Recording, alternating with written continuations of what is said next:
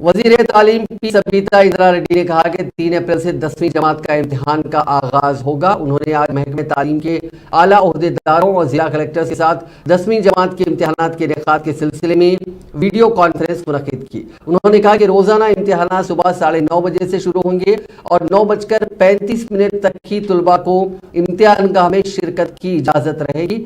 10ویں جماعت کے طلباء کے ہال ٹکٹس متعلقہ اسکولوں کو روانہ کر دیے گئے ہیں۔ اس کے علاوہ ویب سائٹ میں بھی طلباء کے ہال ٹکٹس پیش کیے گئے ہیں جہاں سے وہ ڈاؤن لوڈ کر سکتے ہیں۔ انہوں نے کہا کہ طلباء اپنے ہال ٹکٹس پیش کرتے ہوئے RTC بسوں میں مفت سفر بھی کر سکتے ہیں۔